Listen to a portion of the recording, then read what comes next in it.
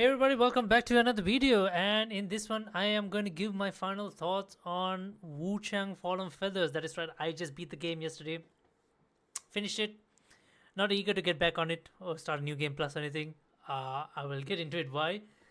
No spoilers whatsoever because once again, it's been a first playthrough, not exactly entirely sure what's happening in the story.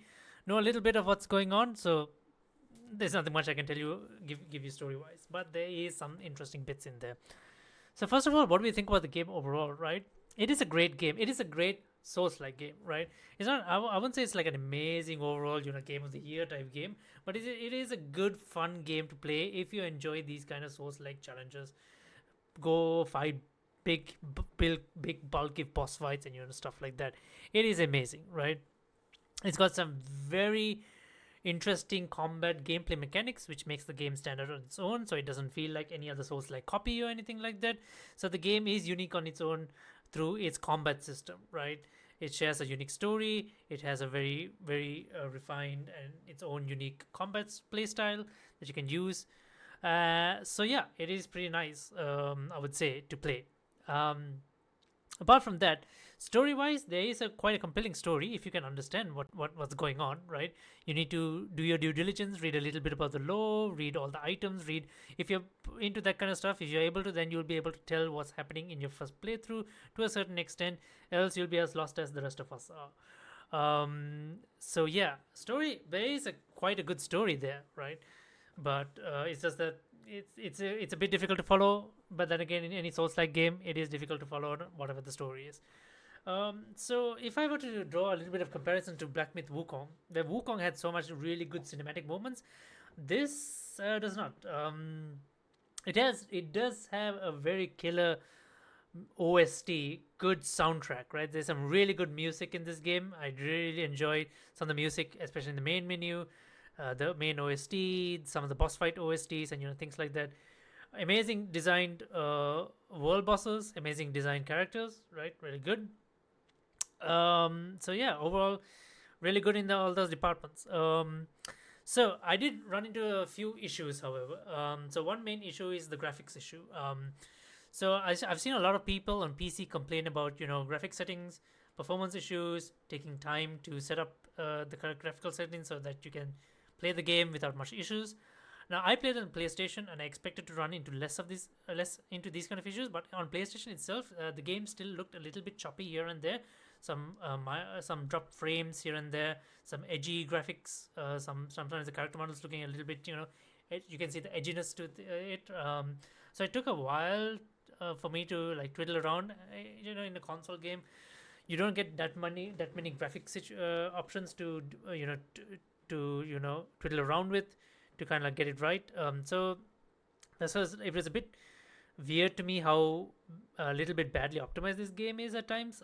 So yeah, that is a little bit of a negative there. In addition to that, there are like a couple of things like annoyances with how the game is designed in certain ways that kind of like adds to the set difficulty, mainly because you feel like it is bad design decisions made by the devs. The game is good, but mainly because of how they've designed certain mechanics, not the combat, not in related to the combat mechanics, but how they've designed other stuff. Like it just adds a little bit to the annoyance of the gameplay, and that makes the game a lot more harder, right? So first of all, let's say your recovery frame rates when you're getting back up from an attack, from a knockback down. When you get knocked down, you are on your ass for like a gazillion years. That's what it feels like, right? You feel like you're a turtle stuck there on the ground, and you're there for so long. By the time your character decides to roll away, your enemy has already launched its next attack, and then you get knocked down again, and then you get proceeded to be ragdolled or again and again until you die. This I face this issue in almost every boss fight. The recovery time taken from a knockback attack is just far too long, I would say. They need to tweak it down a little bit, like let you recover faster and have your roll maybe have a little cover a little bit more distance, because sometimes even you roll out of the way, you haven't rolled far enough. You still get hit by the enemy's next AoE attack or something, right? So a little bit annoyance there with the recovery from a knockback, from getting knocked down, is just super annoying to deal with. I can't tell you how many times I rage quit because of it, because it just made some fights impossible, right? Aside from that, the other thing I found annoying is how some of the levels have been designed. Now the game is not that big, right? Compared to other Souls-like games, the map of the game is quite compact and small. I would say in compared, so I would say the overall length of the game won't take you that long to complete. If you focus solely on the main story, it'll take you maybe 1 2 days or maybe 3 days max if you play the entire day, I guess, and focus only on the main story boss. But yeah, it'll take like a good week, like I did, if you focus on doing everything else, trying to do all other optional bosses and stuff like that. So it's not that big, like map wise, but it's got a good chunk of content in it, regardless. So yeah, aside from that, the other thing I found annoying is like it's the way some levels are designed. Sometimes, like, there are certain new hidden paths that you can discover by dropping down onto ledges and things like that. But sometimes, even though it looks like you can drop down on a ledge, you can't drop down. You can't drop onto it. You end up dying. So sometimes it's not clear whether you can drop onto something or not. It's like the way the game is designed. It's like there's like a platform or something which is like a step away. You feel like you can step down onto it. It's a step. You don't drop. It's not a ledge. It's a step. And still, it's not part of the map or something. You die or whatever. I've faced so many issues in these weird areas of the map where it feels like you can navigate into it, but yeah, it's in the end you can't. So yeah, other than those two big annoyances, I think the rest of the game was quite okay. Um, so yeah, I mean, like I wouldn't say everything like yeah, obviously just like any other Souls like game, it is quite difficult to follow. You don't know, there are no quest markers, no nothing like in typical Souls like fashion. But certain games, like I think a lot of us have been spoiled by Elden Ring, because Elden Ring does give you a little bit of sense of direction in what you're supposed to do, where you're supposed to go. But in this, there's nothing whatsoever. I got lost quite a few times, and I was trying to kind of like follow a good ending, but some of my quests were blocked because I kind of like did some additional exploration, and it turns out I'm not supposed to be in an area, and I'm not supposed to be in that area at that period of time, and that kind of like blocked out part of my quest lines for a few different people, and I didn't know that that happened. So that's the thing what I'm saying, right? There's little direction in what's happening if quest lines are getting blocked. I just hate it when Souls like games do things like this. I don't know why they do it. It seems to be the style. They all do it.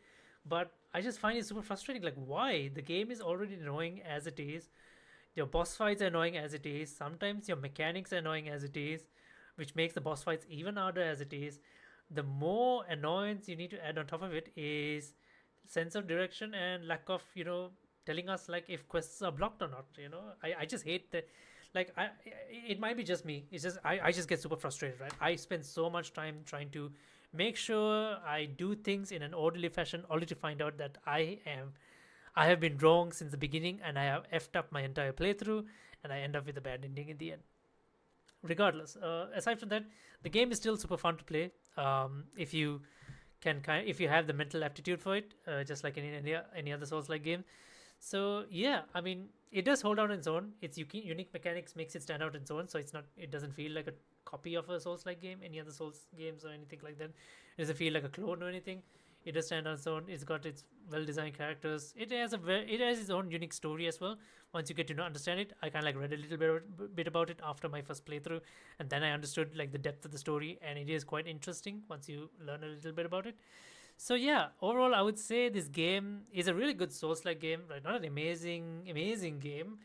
Um, so I would give this like maybe like a 7.58, right? I think Black Myth Wukong I gave it like a 10 because it was just amazing to play from beginning till end. This not so much. I was quite frustrated. I rage quit quite a few times, not wanting to play it again, but I then kept coming back to it. So yeah, I think like with a few updates. I think if they if they just improve the recovery from the knockdown, that will just help improve this game exponentially. Yeah, I think fights will be a lot better to deal with. I think yeah, but aside from that, I think everything else is quite peachy. So yeah, so there you guys have it. feel free to let me know what you guys think about the game. I've seen a lot of mixed reviews, but I think it's still a good game regardless. So yeah, um, yeah. Feel free to let me know in the comments below if you guys disagree or agree. It's fine. We all have our own opinions. But yeah, I'll see you guys in the next live stream or video. Till next time, then. Bye bye.